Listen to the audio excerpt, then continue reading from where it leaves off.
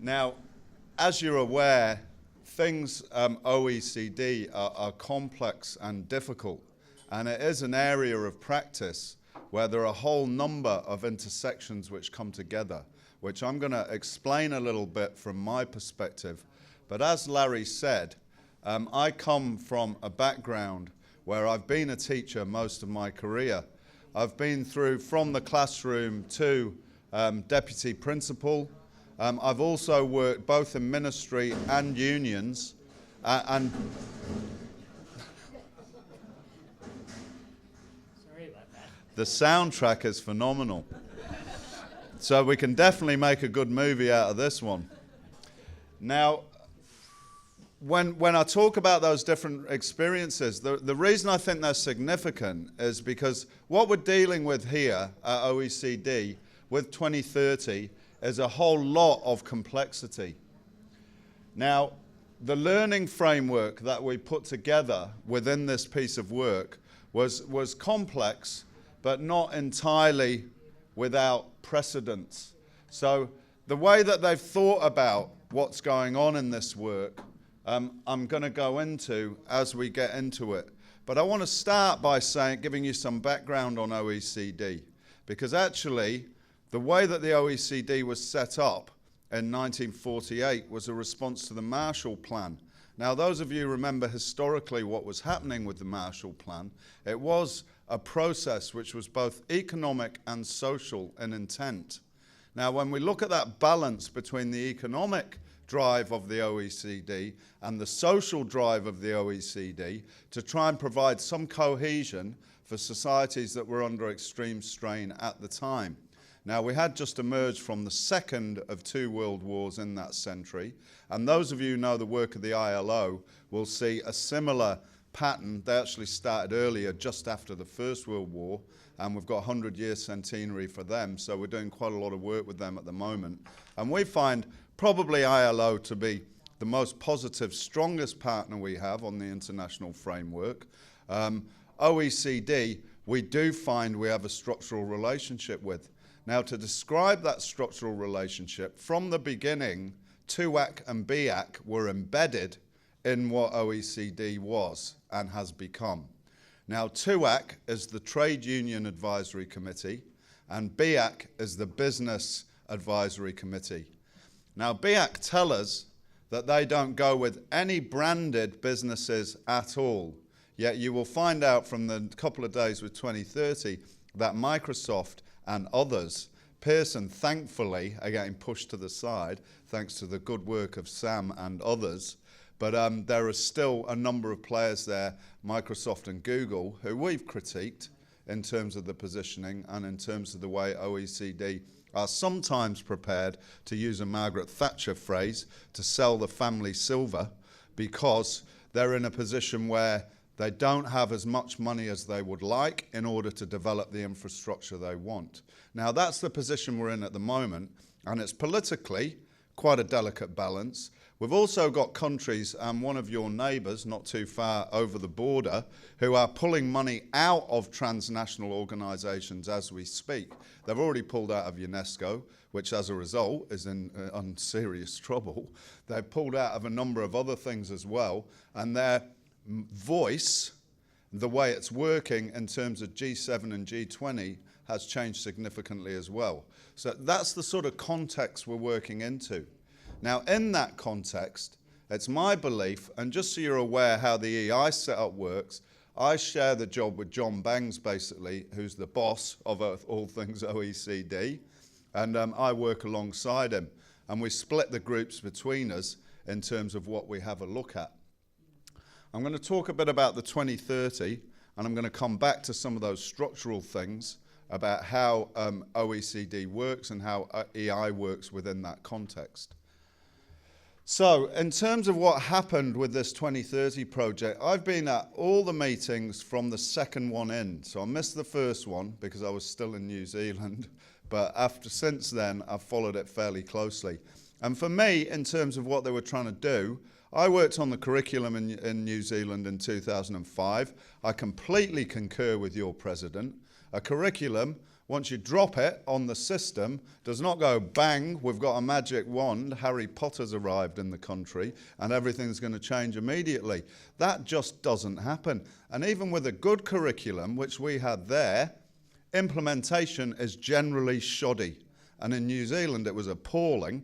They didn't put any money into PLD. A national government came in. They said, oh, this is a Labour-written curriculum. I know what we'll do. We'll set some national standards and that'll sort them all out. And so they actually tried to ruin what had been a massive 6-year process of very inclusive work with teachers, teacher unions, academics, all the right people around the table. And they come up with a pretty solid outcomes-based curriculum, and we can critique outcomes-based approaches, but in terms of what it did, it was pretty reasonable. And many of you may have come across it. And in terms of the way it positioned Māori, Indigenous people, was very forward-looking. And there is a Māori curriculum as well, which has in turn influenced back into the New Zealand curriculum. And the way that conversation goes is fascinating. And we talked a little about this last night, but anybody interested in talking about that more today, now's your chance. I've got plenty of tales to tell about working with Māori kids, and I'm sure you do, about Indigenous people here.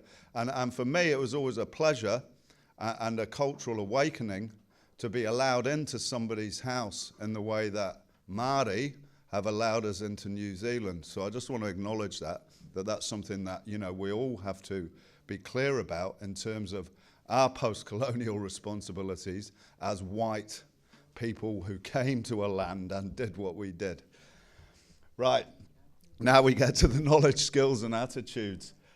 Really what the learning framework was looking at was, they said there were 3 things that they wanted to take into account: creating new value, taking responsibility, and reconciling tensions and dilemmas. Now, creating new value, I've critiqued with this group right from the start, because this new value concept, from my point of view, means that we've got some deficit model of where students are and people are in terms of the way we read them. Creating, I've got no problem with, but connecting it with this value construct, I think is problematic. That aside, I think that taking responsibility, we had a system in New Zealand called PB4L, which we actually got from the Americans. It's called PBIS there. George Sugai, who's quite a nice fellow who does that work, sets up these principles within each school, and every school in the whole of New Zealand always said responsibility. So when they put responsibility up, I recoiled, because if every single school in New Zealand has it, why do you need to write it? You know, I mean, it's taken as read that taking responsibility is critical. Tensions and dilemmas, absolutely. We're in a time of a massive change, climate change, wicked problems around us everywhere, and without understanding how we're going to deal with them, we're going to have real problems in terms of moving things forward. Students as change agents. I've had a little bit of argy-bargy with the teams in the project about this, because we've talked about teacher agency and student agency, and then they came up with this amazing idea that they'd throw it all together and call it agency. And I said, whoa, hang on a minute. If I go back to my teachers and tell them all, you know, you don't have your own agency anymore, now you've just got agency with students and teachers, it's a misunderstanding of that relationship. So we've re-explored that question, and they've started to re-segregate the 2 groups. Now, I haven't got any problem with an agentic description. And Te Ko Tahitango, which is a project I worked on when I was in the ministry as a Russell Bishop project about focusing on Māori achievement, talks about agentic positioning. For me, it's a bit 70s and a bit Levi Strauss structuralist, but it does have a really solid foundation in educational theory and philosophy, and I think that that's helpful. So no problem with that. Teacher agency has been lifted out, and we had a meeting in Lisbon where I talked about the teachers, and a number of other people in the room picked it up and said, yeah, we can't move anywhere with curriculum change without teachers. And the message that I'm consistently giving, and anybody who's going to the meeting for the next couple of days should be giving too, is you don't have curriculum without teachers. Teachers have to be at the centre. Of course, education is student-centred. We don't have any teachers without students. So I don't think just talking of teachers in isolation is helpful. It's always got to be in relation to students. Just another little bugbear I have is the students who will be along at the meeting. Many of them are international students from private schools. Now, being somebody who's worked in the state system my entire life, I do have a problem with that. The Portuguese have brought state school students into that process, and they've been quite committed to this work, done a lot of work across the whole of Portugal on it, in a fairly sympathetic way, although they won't pay the teachers enough at the moment, so teachers are on strike and on the streets, but that's another issue. In terms of the way they worked around curriculum, it was quite sound. Right, this is what they're going to launch tomorrow. Sneak preview, so don't take a photograph and release it today to the press, otherwise we'll be in big trouble. Because I said that I needed a copy so I could talk to you guys about it. It's basically a reframing of what we've got in terms of the way that the wheel works. That they had one before that I thought had got too busy, and so did many others. And you may have seen the other one. It's got these sort of funny lines on it, and it looks like it's been done by a really bad graphic artist. And as I said to them, if I was giving you a mark for static image for that particular image, you'd be on a not achieved. So I think you need to do a bit better and try and center and balance and what have you. So, I mean, we try and use teaching methods when we're working with OECD because it's the best way to move them in the right direction. But in terms of what that discussion was, they have now stripped it back, and we've got this well-being in the distance. You've got the attitudes, values, skills and knowledge around that compass. It's called the learning compass. Now, I'm not quite sure how we're going to lift that up and put it into the hands of students, but we don't have too many problems with that. Nearly everything we've got in there is pretty reasonable, is pretty acceptable across many curricula around the world. You may have an issue with particular things. You've got their transformative competencies, creating new value. I've already talked about, I do have some issues with that, but you know, like values, okay. And values education, for those who've been following the educational philosophy debate, is always moving between this area of values that are Foucauldian and thoughtful and worked out in terms of positioning to values that are crypto-Christian, Greco-Roman ways of actually limiting and constraining and boxing people. So that's a debate that's live and will continue, I'm sure. But I'm interested in your thought about that. The responsibility we've already talked about. So then round the outside, they've got that reflection, anticipation, action circle. So there are ways in which you could take that and turn into pedagogical fascists, and we were talking about this last night in terms of wanting one pedagogical method for everyone, and we are consistent in our explanation that pedagogies are varied and many, and professionals need to choose the right pedagogy in the right moment. And the right pedagogy for me, with a group of students in Auckland who called me Martin, and a group of working class lads in Leeds, were very, very different. And when I tried to use the same one, I'd have a chair flying out the back of the class and out the window. And you had to learn pretty quickly that you needed a different method in this context. And I think that we actually know this stuff, and the representatives, what's his name, Rob, Bob, the ministry guy who's here, no, the other one, the bald fella, Rod Allen, that's the one. Yeah. Yeah, sorry, because I know these people by face rather than by name. So Rod Allen, you know, like may have been in a classroom once upon a time, but his experience of the way that pedagogies are selected, and this is the strength we have, and the strength that you, our members, give us, because we represent you in these discussions, and we have teachers saying to us, you know, this isn't right, that's better, that's the way it should work, and we need to listen. So for me, this is a really important opportunity, and thanks, Larry, for giving it to us, to listen to you about what you think about 2030. Because as I explained to Larry and others last night, I'm generally supportive about this project, just to put my cards on the table. I think it's better than just looking at literacy, numeracy, science.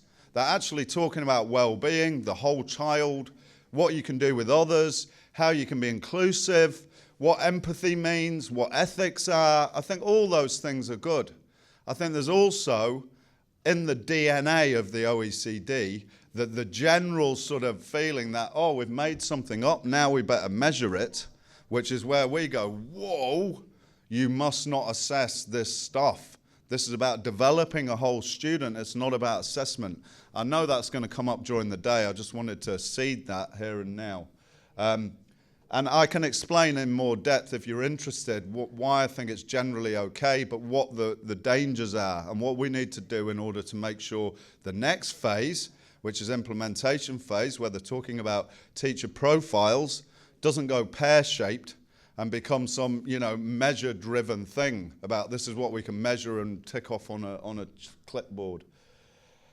Right, so the implementation phase, well, curriculum development is a 10 to 20-year process, and countries are very interested in this project. It has been the biggest growth project I've seen at OECD. First meeting I went to, there were about 55, 60 people there, and you could fit them all in one room, and it was all fairly normal OECD standard fare. You could talk across the room, we said our bit, they said their bit, you know, and everyone basically listened to each other. But it has grown like topsy, and you know, now we're dealing with 250 people per meeting, and they've got these three strands. You've got strand one, which is the ministry people, and I've had Miho on about this since they separated them. Actually, we need to be in there because we need to listen what the government people are saying.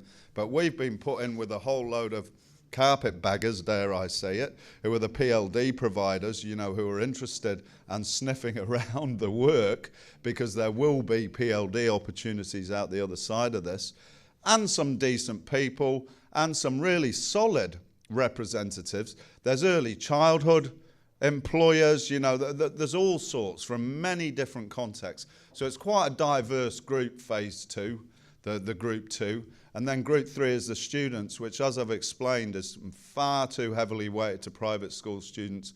And we've critiqued them quite heavily on their videos on the future we want. And you should have a look at these on the website as they go up, because many of them are from private schools. You only need to look at them. And I think about Anthony Hall, who used to sit at the back of my classroom in Leeds, and I can't even describe how he smelt. As a character, he was absolutely phenomenal, and I still have phrases that he mentioned running around my head from time to time. I'll never forget when the Queen Mother died, he said, anyone in this classroom say anything about her and I'm going to knock your block off because she were better than any of you. It was just... That whole sort of conception of emotion and relation to people was phenomenal. But you couldn't fit him into a video like that about the future we want. It just, there's no way that you would be able to construct it. And that's what I'm challenging them with. We actually need the Anthony Halls of this world speaking into this project. And we've got to think about how we're going to make life better for him. And I think there's potential for that, but it's a big job. EDPC is the Education Policy Committee. So I'll pick up on this now because it's probably the right time to do so. That we're on a number of governing boards. EDPC is like the mothership at OECD Education and Skills. They look over, it's the Education Policy Committee. Now they've been in lockstep with the CERI governing board. CERI is the Research and Innovation outfit. And they commissioned the paper which wrote the original DSECO. Now I'm on the CERI board, John Bangs is on the EDPC. So a CERI board looks at lots of stuff like artificial intelligence is the newest thing, you're probably aware. And so there's a lot of interest in that. Machine learning, robotics, blah, blah, blah. They've also got into teacher knowledge, pedagogy, We've had a bit of an arm wrestle around teacher knowledge, but they're moving in the right direction, back towards teachers, hopefully, with that work. There's a number of other projects that they seed and have had going. They've had some involvement with 2030, and they've got a number of other things going on. They also have been alongside EDPC, because you get many of the same people on the CERI board as you do on the EDPC meeting. Now, EDPC decides what sort of group each group is in education, and they set the policy direction for the way that, that OECD is going. Now, then you've got the TALIS governing board, which John Bang sits on. You've got TALIS Starting Strong, which is the new early childhood element, which I sit on. And that's, we think, a positive development. We always say TALIS is the best piece of work the OECD do, because it's about teachers. It's our survey and our piece of work, really. And if you look at the 2013 piece, Supporting Teacher Professionalism, for my PLD friend at the back, that's the work that I used to do. There's so much in there, gives us the arguments about what it is you should have as a union and as a profession. They say you've got to have peer networks, you've got to have professional autonomy, you've got to have teacher knowledge. You know, we can't argue with that. That's solid positioning. So in terms of what that does for us, we think it gives us quite positive momentum. We've got wellbeing and stress stuff coming in there now as well, as a result of work from our affiliates. NASUWT brought it up originally, but that's been something that has been accepted by OECD and actually has been put into PISA, the PISA Teachers Assessment. PISA, I know, in Canada causes a lot of excitement, which is another reason that I couldn't turn down this offer when I got it from Larry. It's like an offer you cannot refuse. Go to Canada and talk about OECD, because different provinces have different responses to different assessments, and I watch it quite closely because it's important for us, and you don't always get over to TUAC. So TUAC is our Trade Union Advisory Committee, and that gives us direction around where we're going with the things we're doing on these other committees. PISA Governing Board, I do. The latest one was in Adelaide, which I missed because it was so far and expensive, but we do most of them. The last one was in Prague, in an old Soviet-era hotel, which was very bizarre, with corridors that looked like The Shining, which I can go into later. But the work that was going on there was about the longevity of PISA and where they want to go with it.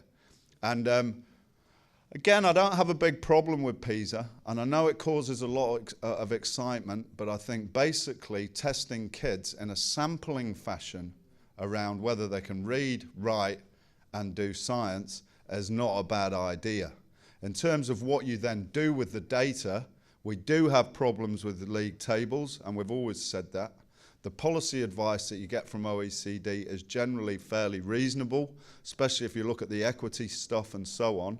There are things that you can pick holes in, but in terms of as a bag of stuff that you can work with, and what we encourage our members to do is when you get those results dropped, be it TALIS or PISA or whatever it is, you should have a process around how you extract the data and you use it to control the narrative.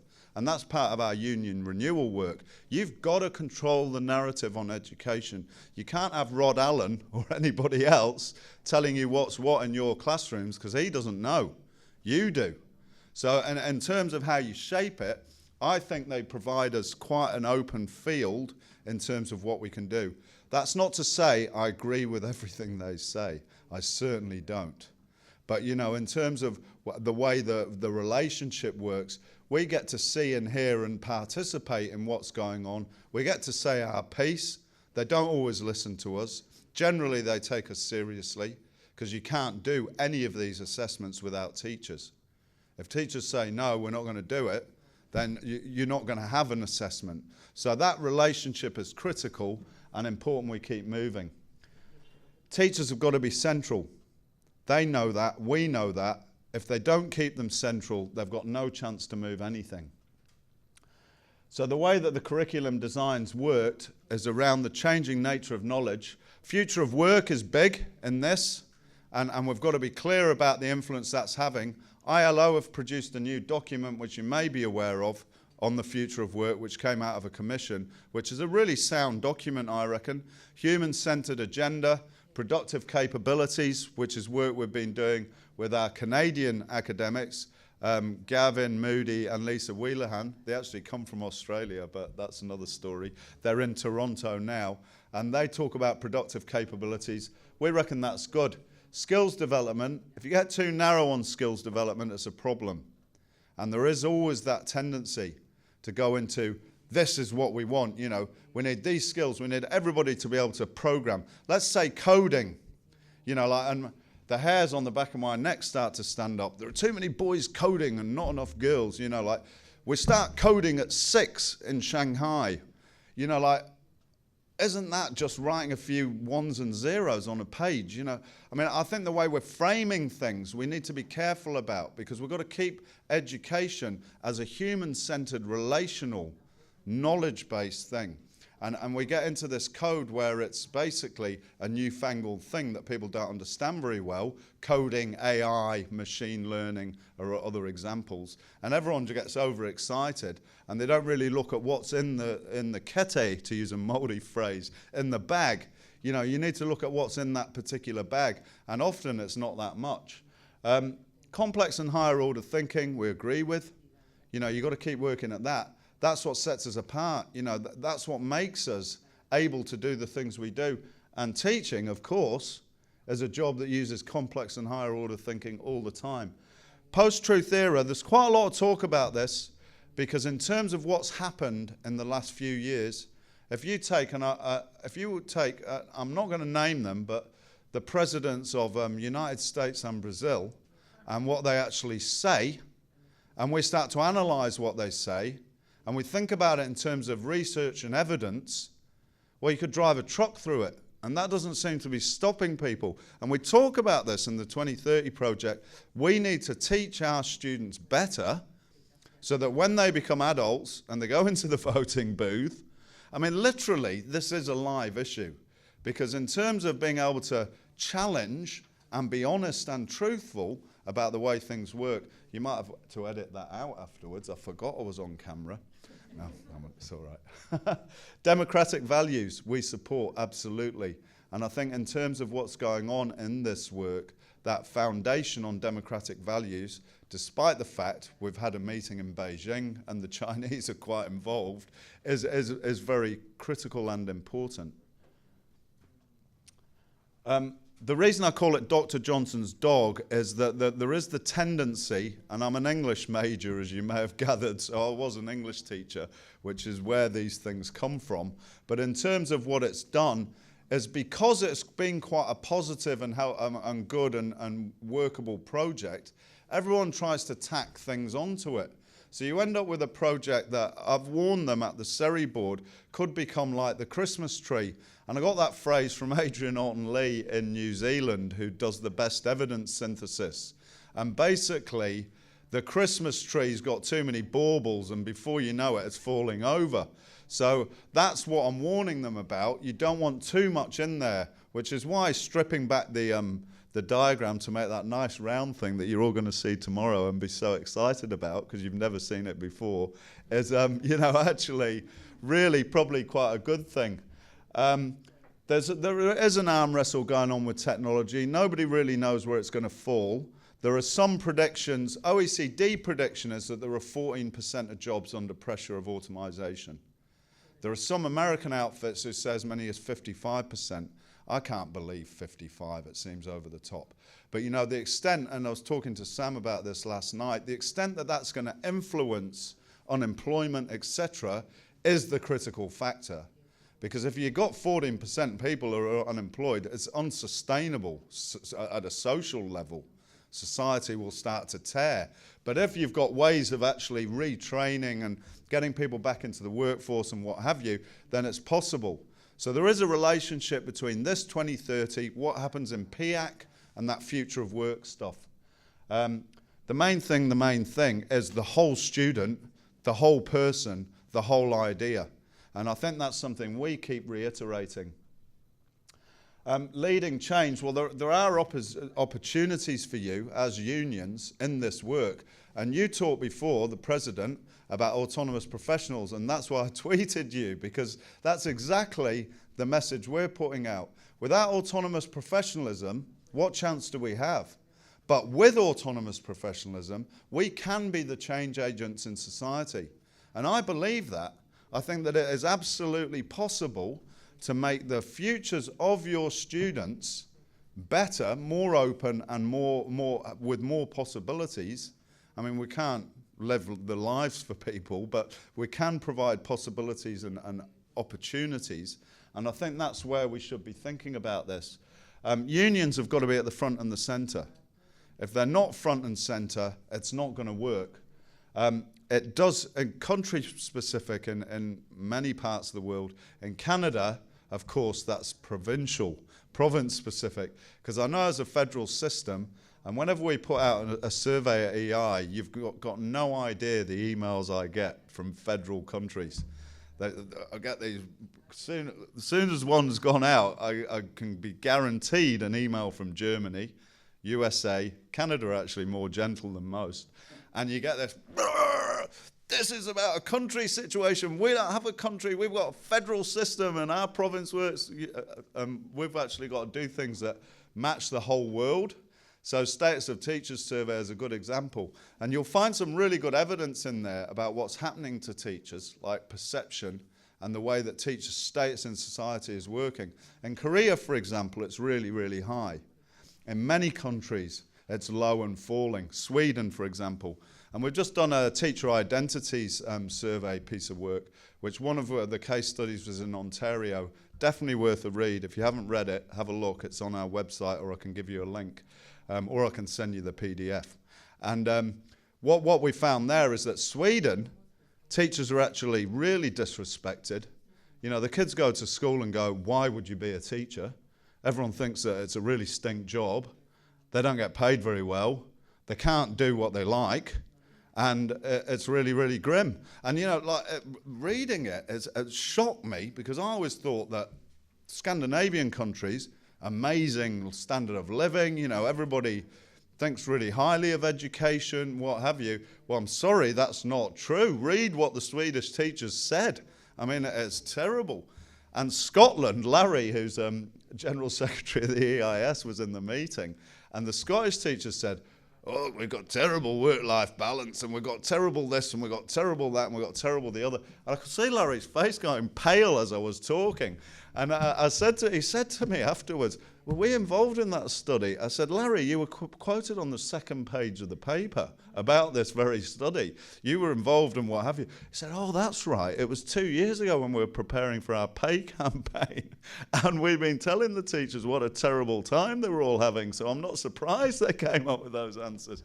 They've just got 13%, by the way, so they did quite well in that campaign. In terms of what they were able to achieve. Yeah, it's always good to share good news on the international stage as well. So I think that way in which you develop that is really important. Unionists have the competencies to lead change, there's no doubt about that, and interpret change. And that's the job you've got to do around this piece of work. Right, that's me. I'm trying to think if there's anything else I need to tell you about the organisational thing. I think I'll just finish with what happens in terms of the way the project goes. We'll go back to EDPC. They will have an influence over it. At TUAC, we get them in pretty regularly. And at TUAC, you have representatives from all around. From Canada, we always get the federation come. Who are the trade union federations, but we don't often get the unions. If you're interested in setting up some sort of cyclical process so that different province came, you know, like once every couple of years, that might be possible, and it would be helpful for us to have the voice of Canada there. The AFT always come, the NEA always come. They might have more funds than you guys, I don't know how it goes. But if you want to talk about what happens at TUAC, then I suggest we do that at break or at lunch. So hopefully that gives you a bit of an overview. That haven't been too much of an OECD apologist or an OECD knocker. You know, we do try and be fairly balanced about our approach, but I know being the political game it is, we can get criticised at one end of the continuum or the other. But I am open to listening, so talk to me and we'll see how we go.